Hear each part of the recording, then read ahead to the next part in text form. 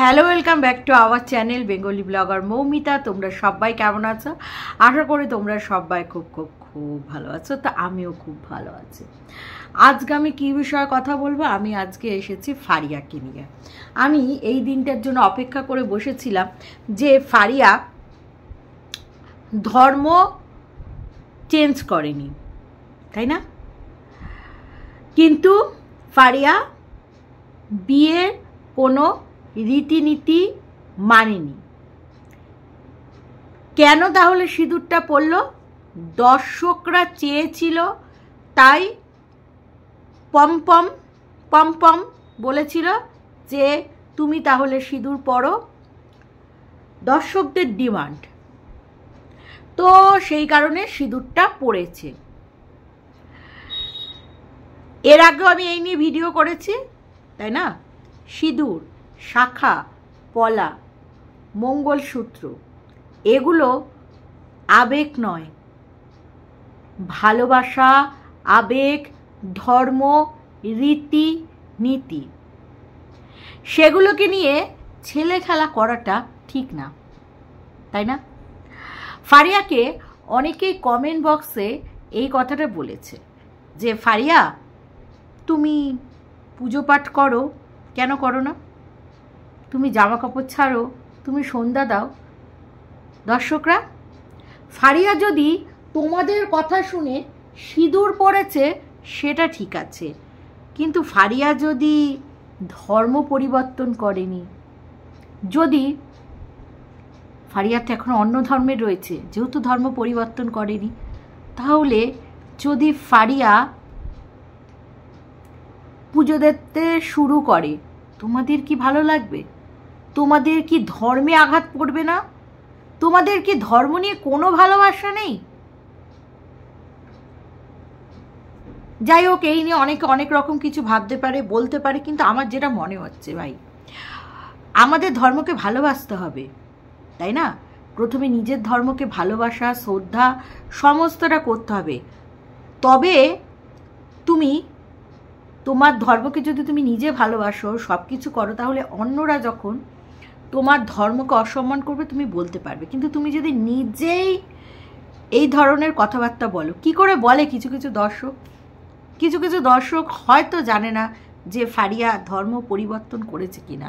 তাই তাদের জন্য বলছি, ফারিয়া কিন্তু ধর্ম পরিবর্তন করেনি এবং যে হিন্দু ধর্মের কোনো রীতি নীতি মেনে বিয়ে করেনি। ঈদে ফারিয়ার খুব মজা হচ্ছে, স্বাভাবিক ব্যাপার। ছোটোবেলা থেকে যেটা আর কি দেখে এসেছে ফারিয়া, ঠিক আছে? তো সেই রিচুয়ালগুলো তো ওর খারাপ লাগবেই। ওর পরিবার, বাপি মা এইসবের জন্য খুব মন খারাপ লাগছে। তো সেই কারণে ঈদে যেইগুলো করতে হয়, ঈদের দিন বেসিক্যালি যেগুলো করতে হয় সেগুলো পমপমকে বলেছে এবং পমপম এনেছে। ঈদ মানেই হচ্ছে, এই ঈদটা তোমার জানো কি ঈদ আর কি খায় সেটাও জানো, জানি না ফারিয়া সেটা খেয়েছে কিনা। তো যাই হোক, ও ওর মতন করে পালন করেছে। সেটা হচ্ছে কি বানাচ্ছে, হচ্ছে সিমুই, সিমুই লাচ্ছার একটা প্যাকেট এনেছে। তো প্যাকেটটা বাইরে থেকে কোনো কিছু এনেই ভট করে খাটে রাখাটা, দিস ইজ নট ফেয়ার। এটা করোনা আমাদের শিখিয়ে দিয়েছিল যে আমাদের হাইজেনিক মেনটেন করে চলতে হবে, ঠিক আছে? আবার কিন্তু করোনাটা বাড়ছে, ফারিয়া আর পমপম বাড়ছে কিন্তু। তো বাইরে থেকে এসে চাল খাটের উপরে, সব কিছু খাটের উপরে খাওয়া দাওয়া, খাটের উপরে অনেকেই খায়, যাদের ডাইনিং টেবিল নেই তারাও খাটের উপরে খায়, ঠিক আছে? কিন্তু তবুও বাইরে থেকে একটা হাইজেনিক মেনটেন করার ব্যাপার থাকে, ঠিক আছে? হ্যাঁ, করোনা হয়ে গেলে দুজনের কে দেখবে? তোমাদের অবশ্য, তোমাদের আবার দীপ ভাই আছে, তাই না? তোমাদের ম্যান্ডি দীপ ভাই, সে দেখবে, আবার কে দেখবে? তো যেটা বলছিলাম আর কি, সেটা হচ্ছে, তো সেই ফটোটা, লাচ্ছার প্যাকেটটার মধ্যে শাহরুখ খানের ফটো দেখা গেছে। সেখানটায় বলছে শাহরুখ খান, কিং খান। হ্যাঁ, তখন আবার পমপম বলছে আরে ও তো বুড়ো হয়ে গেছে শাহরুখ খান। শাহরুখ খানের বডি দেখেছিস পমপম? এই বয়সে, শাহরুখ খানের বয়স কত জানিস? এই বয়সে নিজের ফিগারটাকে ধরে রেখেছে, একটা হিরো। সে যতই বুড়ো হোক সে হট, সে হচ্ছে কি বলবো, হট, হ্যান্ডসাম, সেক্সি, ঠিক আছে? তো তার সাথে মানে তুই এই যে কথাটা বললি না, শাহরুখ খানের ফ্যান তো আমি, গায়ে লাগে প্রচণ্ড, যে ও তো বুড়ো, কথাটা খুব কানে বাজলো, বুঝেছিস? নিজের চেহারাটা দেখেছিস? আসলে ইউটিউব করে বসে বসে খাস তো, কেমন একটা যেন খাসির মতন চেহারাটা হয়ে গেছে, পম্পম। এদের তো সব পরিকল্পিত বিয়ে, আর বিয়ের পরে সংসার পাতার জিনিসগুলো বিদেশ থেকে আসছে, ভিউয়ার্সদের পয়সায় সংসার গুছিয়ে নেওয়া হয়েছে। এই বলছে এদের কাছে নাকি পয়সা নেই দর্শক বন্ধুরা, আবার বলছে একটা ল্যাপটপ কিনবে। ফারিয়া বলছে আমি তো এতদিন এত বড় ইউটিউবার হলাম, সে তো আমার ম্যান্ডি দিদিভাইয়ের পদ চেটে চেটে চেটে চেটে পদও চেটেছি, তাতে কি আছে, কিন্তু এডিটিংটা তো মোবাইলে করেছি, তো এডিটিং দেখছে। আসলে ফারিয়াকে গুরুত্ব দিচ্ছে না, ফারিয়া রেগে যাচ্ছে, বলছে কি রে সবসময় হাতের মধ্যে মোবাইল। তখন পম্পম বলছে না আমি এডিটিং শিখছি, অনেক কিছু শিখছে। বলি ফারিয়া লজ্জা শরম বলতে কিচ্ছু নেই, মানে একটা রিলসে খাইয়ে দিচ্ছে, ইয়ে করছে, মানে পারলে মানে পম্পম ঠোঁটটাকে একেবারে চিবিয়ে একাকার করে দেবে ফারিয়ার, মানে এত মানে রসের ভিডিও দেখাচ্ছে, আর সেই সেগুলোতেই ভিউজ হচ্ছে। আমরা রসের কিছু দেখাতে পারি না, সেই কারণে আমাদের ভিডিওতে ভিউজ নেই, এইটা খুব। আর তারপরে আমাদের মাথায় হাত তো নেই ম্যান্ডি দিদির মতন, তাই না?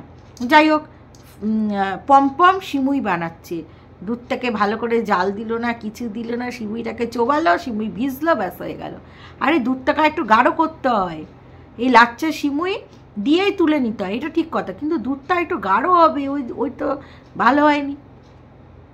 ফারিয়া ভাবো সিমুই গিলল, মাংসের সাথে সিমুই, অ্যাসিডিটির জম, এদের লিভার 1 ক্লাস।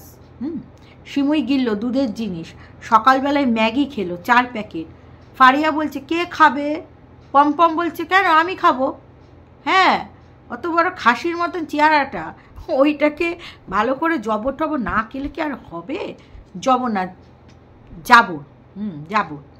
তো হ্যাঁ, ফারিয়াও কি খাইনি নাকি?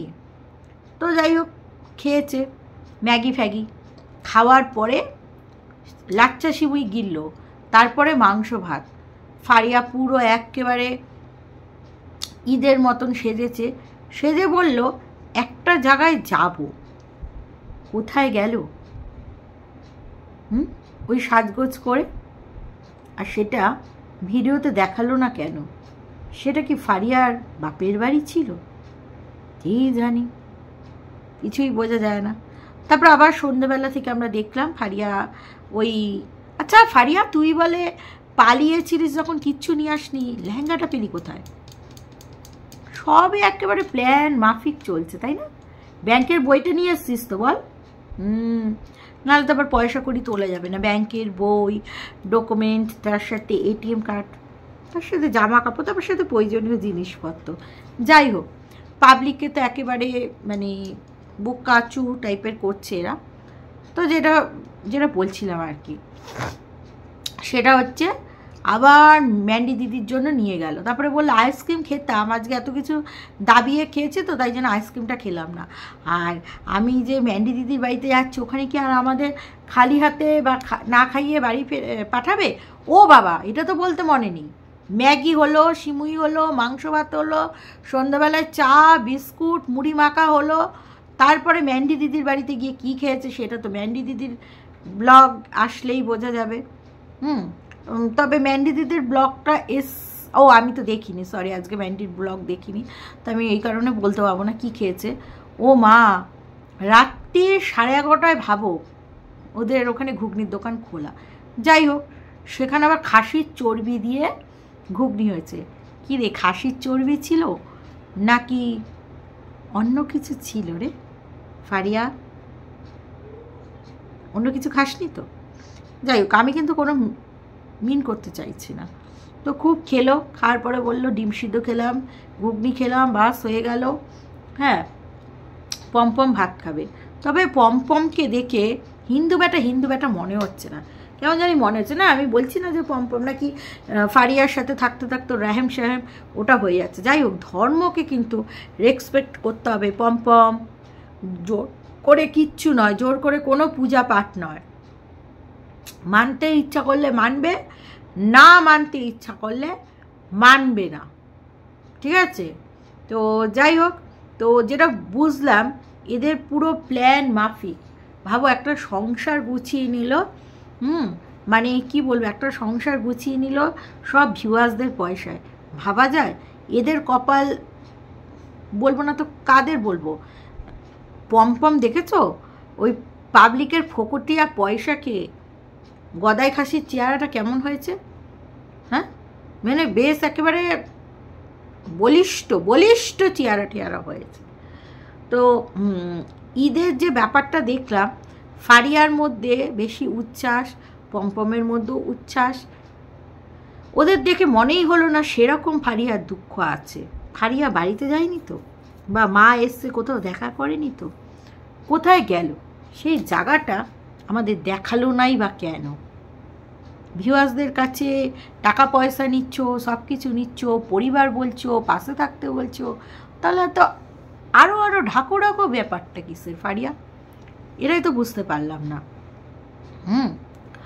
তো যাই হোক, ম্যান্ডির আবার মন খুব ভালো, খুব উদার, ফারিয়াকে আরও জীবনে দাঁড়াতে করছে। এখন এরা আবার ম্যান্ডিকে দেখে আরও বাদবাকি কাপলদের দেখে কাপল ডান্স করা শুরু হয়েছে। তবে ফারিয়াকে তাও ভালো লাগছে, পমপমকে যে মানে গদাই খাসিকে মানে হাস্যকর টাইপের লাগছে।